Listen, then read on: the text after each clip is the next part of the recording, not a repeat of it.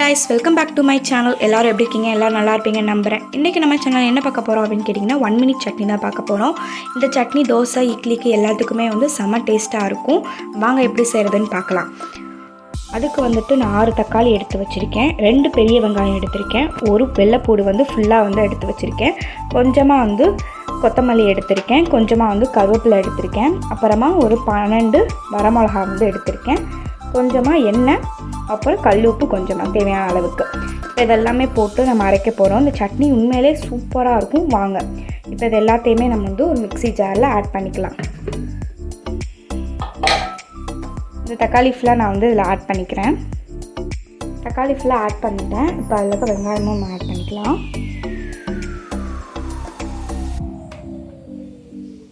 One மினிட்ல அரைச்சிடலாம். ஏதாவது அவசரம் அப்படின்னா இந்த சட்னி நீங்கள் கன்ஃபார்மாக ட்ரை பண்ணி பாருங்கள். ரொம்ப ஈஸியாக இருக்கும், அதே சமயத்தில் ரொம்ப டேஸ்டியாக இருக்கும்.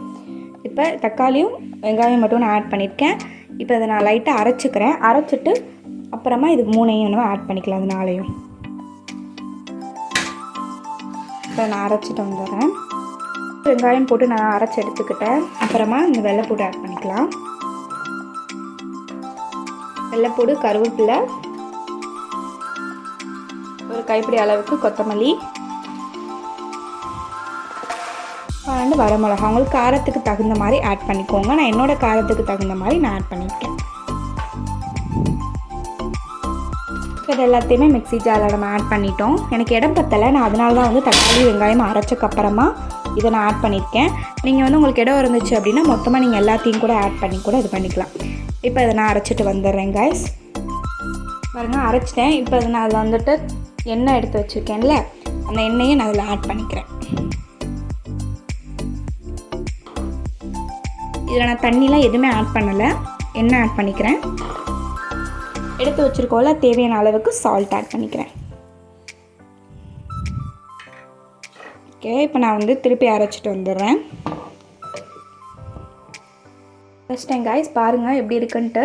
நான் தண்ணிலாம் எதுவுமே ஊற்றலை, எண்ணெய், கடைசியாக உப்பு தேவையான அளவுக்கு பார்த்துட்டு நீங்கள் போட்டுக்கோங்க. அவ்வளோதான், சட்னி ரெடி ஆகிடுச்சு. இதுக்கு நம்ம தாளிப்பெல்லாம் கொடுக்கணும்னு எந்த அவசியமுமே கிடையாது. அப்படியே நான் வலிச்சு வச்சுட்டு காட்டுறேன்.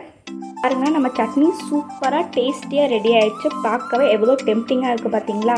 இதுக்கு நீங்கள் சுட சுட இட்லியும் இல்லாட்டி தோசை சுட சுட ஊற்றி சாப்பிட்டு பாருங்கள். வச்சு அமிர்தமாக இருக்கும் கைஸ். ட்ரை பண்ணி பாருங்கள்.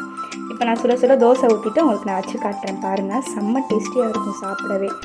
இந்த மாதிரி சுட சுட தோசை ஊற்றி வச்சு இந்த சட்னியை ஓரமாக வச்சு சாப்பிட்டு பாருங்கள் கைஸ். அல்டிமேட்டாக இருக்கும்.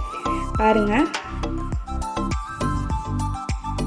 இந்த மாதிரி சாப்பிட்டு பாருங்கள், அவ்வளோ எம்மையாக இருக்கும். இந்த சட்னியை நீங்களும் ட்ரை பண்ணி பாருங்கள்.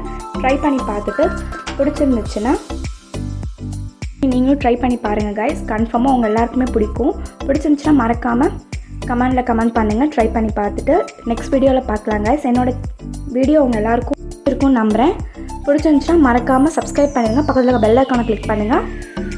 வீடியோ ஃபுல்லாக பாருங்கள். பிடிச்சிருந்துச்சுன்னா பக்கத்தில் இருக்க லைக் பட்டனை தட்டி விட்டுருங்க. நெக்ஸ்ட் வீடியோவில் பார்க்கலாம் கைஸ். Bye bye.